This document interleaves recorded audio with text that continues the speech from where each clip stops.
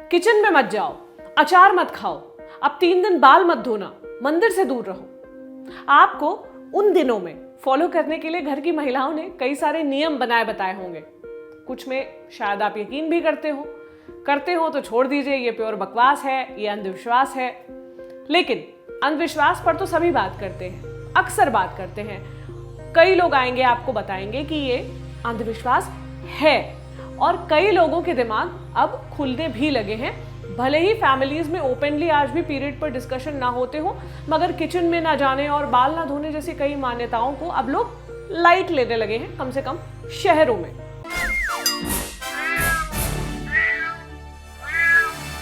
हाय, मेरा नाम प्रतीक्षा है और आप देख रहे हैं ऑर्डिनरी की स्पेशल सीरीज ब्याऊं।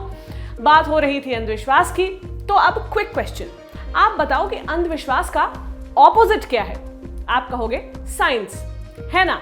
जिस चीज का कोई प्रूफ ना हो, जिसका कोई साइंटिफिक बेस ना हो, उसे ही अंधविश्वास कहते हैं। और अंधविश्वास के खिलाफ जो तर्क दिए जाते हैं, उनकी बुनियाद किस में होती है? साइंस में। साइंस क्या है? वो चीजें जिनकी पुष्टि हो चुकी है, जिनका आधार, जिनका प्रूफ जो है वो आंखों को दिखता है। मसलन धरती गोल, चपटी नहीं गोल है, ये साइंटिस्ट ने स्टडी करके पाया है।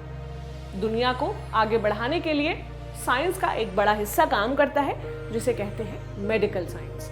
जो ना होता तो आज जो कोरोना वायरस से जितना नुकसान हुआ है, उसका 10 गुना ज्यादा हुआ होता। डॉक्टर्स, फ्रॉड वाले डॉक्टर्स को आप भूल जाइए। जो जेन्युइन डॉक्टर्स हैं, वो लिटरली कितनी ही बार हमें या हमारे परिवार के सदस्यों को नया जीवन देते हैं।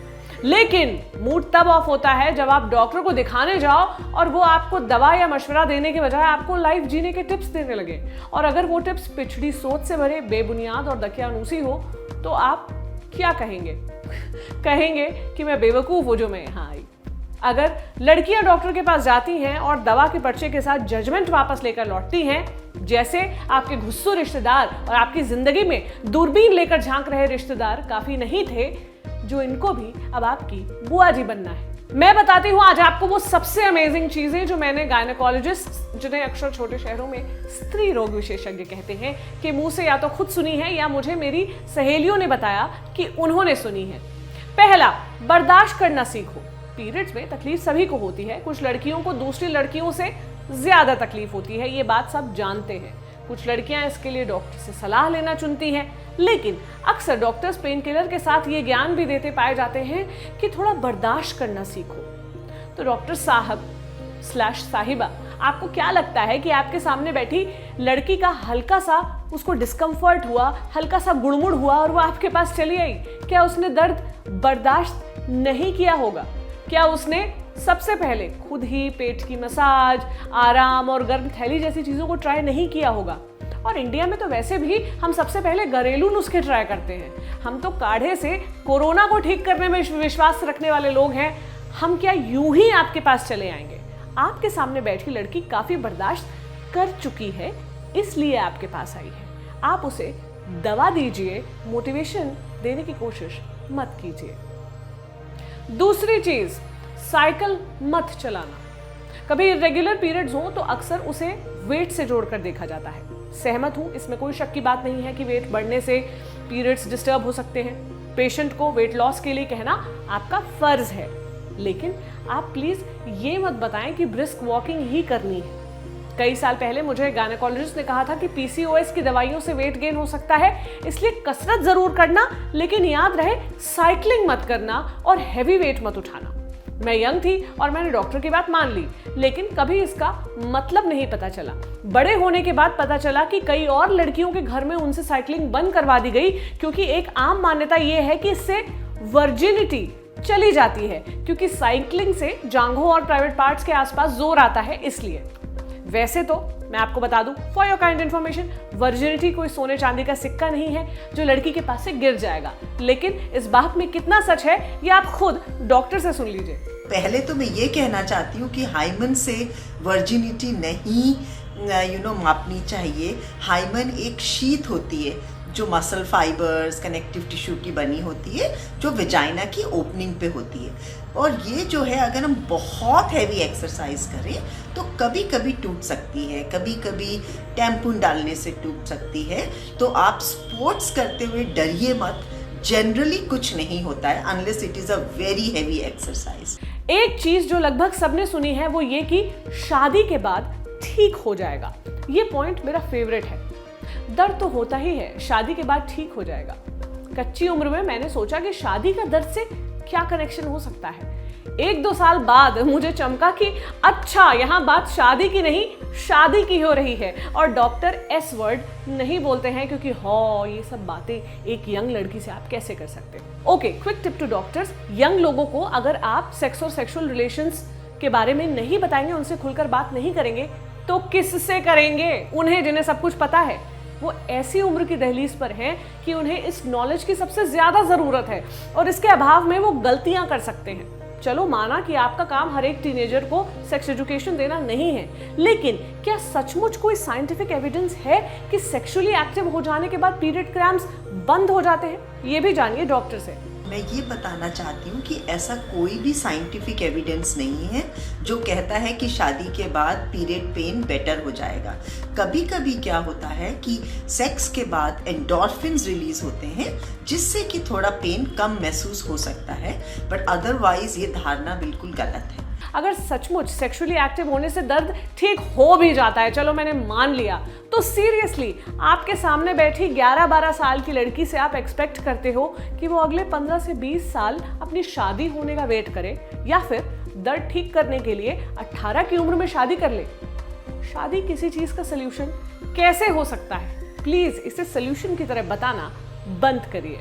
अगली चीज, और ये बहुत गंभीर मसला है, जब डॉक्टर्स के मुंह से निकलता है, क्या बाप को पता है? कई साल पहले जब मैं पढ़ाई कर रही थी, हॉस्टल में मेरी एक सीनियर थी जिनके पीरियड्स मिस हुए। चुपके से उन्होंने होम टेस्ट किया तो पाया कि वो प्रेग्नेंट है। उस उम्र में ये अनुभव किसी भी लड़की को तोड़ सकता है।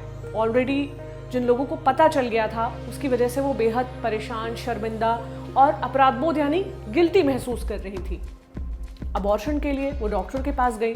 प्रेगनेंसी के बिल्कुल शुरुआती स्टेज थी ऑब्वियसली। डॉक्टर ने सबसे पहले तो उन्हें गुस्से से भरा हुआ ज्ञान दिया कि जीवन के साथ वो इस तरह का खिलवाड़ ना करें, और फिर पूछा कि लड़का उनको कैसे जानता है। फिर ये भी कहा कि उन्हें अब शादी कर लेनी चाहिए।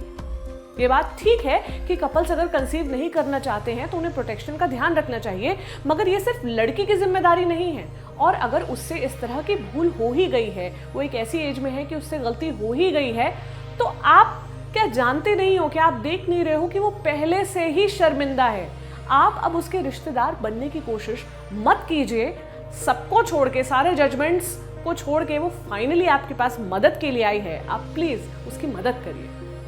अगला, डॉक्टर्स की शादी की एडवाइस। अब शादी कर लो। डॉक्टर्स से लड़कियों का संवाद शुरू कैसे होता है? वो पूछती हैं, आप शादीशुदा हैं? जी नहीं। बॉयफ्रेंड वगैरह है? जी हाँ। तो अगर बॉयफ्रेंड है तो शादी क्यों नहीं कर लेती? जाने कितनी लड़कियां हैं जिन्होंने गायनेकोलॉजिस्ट के मुंह से ये अनमोल शब्द सुन रखे हैं, अब तो 26 की उम्र भी क्रॉस हो गई, अब शादी कर लो। 30 की होने वाली हो, अब शादी कर लो। स्टेबल बॉयफ्रेंड है, शादी कर लो। और कई बार डॉक्टर्स शादी शब्द के इस्तेमाल के बजाय सीधे ही पूछ लेते हैं, फिजिकली एक्टिव हो? अगर आप हाँ कह दें तो अगला सवाल कुछ भी आ सकता है। ये आग का दरिया है। जैसे घर वालों को पता है तुम्हारा पार्टनर एक लड़के को डेट कर रही हो या मल्टीपल पार्टनर्स हैं तुम्हारे, तुम लड़कियां ऐसी गलतियां करती हो, फिर मुसीबत में फंसती हो। अरे यार, आप डॉक्टर हो, आप पेशेंट की मेडिकल तकलीफ देखो ना, उसे जीवन दर्शन क्यों दे रहे हो? और अगर आपको लगता है कि शादी करने के बाद बच्चा करने का प्रेशर सिर्फ घर वालों से आता है तो आप गलत हैं। जो डॉक्टर आपको कहते हैं ना कि शादी के बाद सब कुछ ठीक हो जाएगा, अगर आप शादी के बाद उनके पास जाए रियलिटी चेक के लिए और बोले कि कुछ भी ठीक नहीं हुआ, तो वो कहेंगे कोई बात नहीं, बच्चे के बाद सब कुछ ठीक हो जाएगा। मेरी एक दोस्त एक बार पैप स्मीयर के लिए गई। आसान शब्दों में समझाऊं तो ये सर्विकल कैंसर की जांच होती है, यानी बच्चेदानी के मुंह का कैंसर। उससे जांच के समय जानते हैं क्या कहा गया? कि तुम्हारी तो शादी नहीं हुई, फिर यहाँ क्यों आई हो? आप मेडिकल फील्ड में हो, क्या आपको पता नहीं है कि सेक्स के लिए शादी की जरूरत केवल सोशली होती है, मेडिकली नहीं होती? और कैंसर की जांच के लिए वैसे भी सेक्सुअली एक्टिव होना आवश्यक नहीं है। ये लिस्ट खत्म नहीं होती। पूरे मेडिकल फील्ड में महिलाओं को लेकर अज्ञानता केवल संस्कार वाले मसलों में नहीं है। एक बार आप यकीन नहीं करेंगे, this is my real life incident. मुझे किडनी स्टोन का पेन हुआ, कुछ दोस्त एक अस्पताल के इमरजेंसी वार्ड में मुझे लेकर गए। वहाँ मुझसे एक वार्ड बॉय ने पूछा कि क्या मैंने प्रेगनेंसी टेस्ट किया है। मैं आज तक सोचती हूँ कि उस सवाल के क्या मायने थे। किडनी साइड में होती है यार, मतलब वो कैसे वो दर्द मैच कर, आई डोंट नो। ऐसा भी मुमकिन है कि आप कभी डॉक्टर के पास जुकाम की दवा लेने जाएं और डॉक्टर आपको वेट लॉस के लिए कहते हैं, यार आपके पास में जुकाम दिखाने आई हूँ, आप फ्लू की दवा दो ना। अगर मैं दिल का रोग और बढ़ी हुई शुगर लेकर आपके पास आऊं तो आप मुझे वेट लॉस के लिए कह देना, मैं सुन लूंगी। अब दुनिया भर के डॉक्टर्स मुझसे नाराज नहीं हो, मेरे कहने का ये मतलब नहीं है कि डॉक्टर्स अज्ञानी होते हैं। डॉक्टर्स के लिए मेरे मन में बहुत सम्मान है, हम सभी के मन में होना चाहिए।